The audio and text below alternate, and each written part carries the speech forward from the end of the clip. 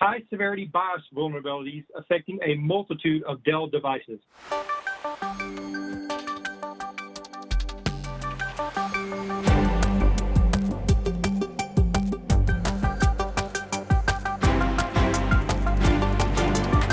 You have a story about BIOS disconnected with respect to various Dell laptops and computers, which affects millions of devices.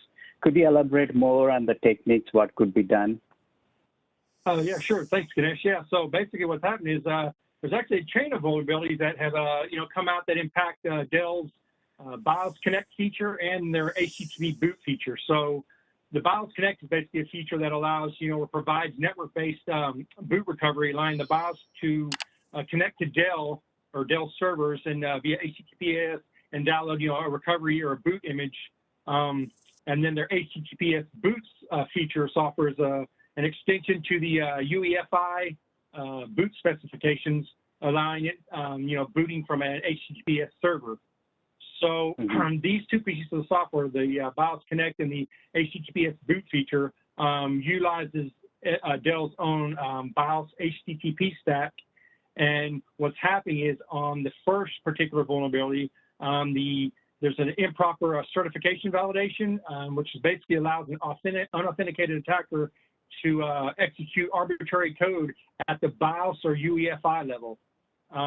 Now, that's a big significance, or it's a big criticality or a big important item. But the thing about that is to do that, you still would have to redirect traffic to perform a man-in-the-middle attack. So this is a high vulnerability, but you would have to, again, redirect traffic or do a man-in-the-middle attack to start this particular attack and basically successfully exploit it.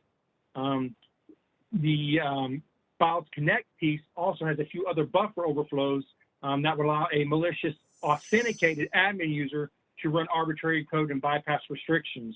So there's two pieces where the BIOSConnect can be attacked by an unauthenticated user, and then also by an authenticated admin user, basically like a malicious user, or basically an internal employee or a disgruntled employee or anything from an internal perspective. The thing that's really big about this, and as you know, and others may know, is that the BIOS is basically the brain of the computer before it boots up. So the UEFI is the new piece of software that connects the operating system to the firmware, and then further down to the hardware, and eventually which ties in the software once the boot process is complete. And so having the ability to exploit or perform remote code exploitation in the pre-boot environment basically gives an attacker unlimited control over a particular device, and it completely destroys the trust of that device, and undermines any protections, or can disable any protection and keep or allow someone to remain undetected if they're able to compromise the BIOS. And then, as you mentioned, at the time this originally came out, Dell reported 128 models across the entire spectrum, their consumer and business arena, whether it be laptops, desktops, or tablets. However, just late last week into, I guess, yesterday even, they've updated to 129 devices. So they've added one additional model of devices. And, I don't have a list of all 129 handy, but you can go to Dell's KV article straight from Dell's site, and it will, list that all the models that are affected. There were 4 different CVEs that came out for this one. 2 of those were patched server side, and 2 of those are the ones that have to be, fixed by this BIOS update.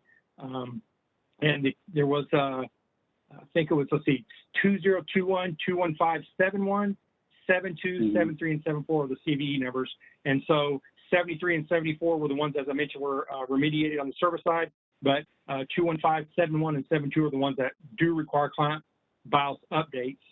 And since this is currently affecting the BIOSConnect feature, the recommendation is basically you patch those BIOSes without using that feature. So you basically download that particular firmware update and manually verify the hash with Dell, and then run those client BIOS updates on the client device itself. So I know that may be, take a lot of time, especially if you have all the devices you have for some. And if you can't do that, they do have a workaround on their site that will show you how to basically temporarily disable the BIOSConnect and the HTTPS boot feature until you have the ability to patch with that BIOS update. That's a very good information you provide, David. It's glad to hear the patches are available. So yeah, definitely and those also patches. the workaround. Yeah, Go ahead. that's true, right? Because just like anything, right? Patch. But the good thing about the good thing is too is that they have remediated at least two of the server-side components. And again, though, and they do have that temporary workaround. But again, temporary workarounds, especially in our arena, right, as you know, aren't always the best method to do anything. So if you can get this firmware update added or ran on your particular devices or systems as soon as you can, the better.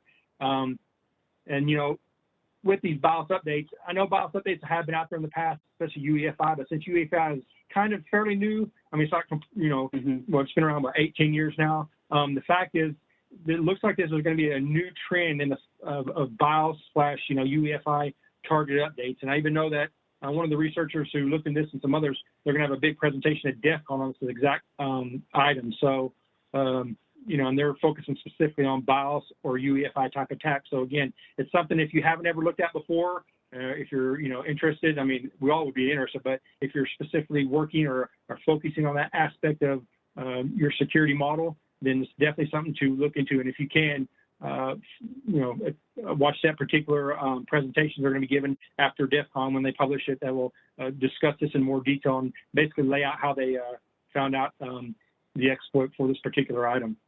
That's really interesting.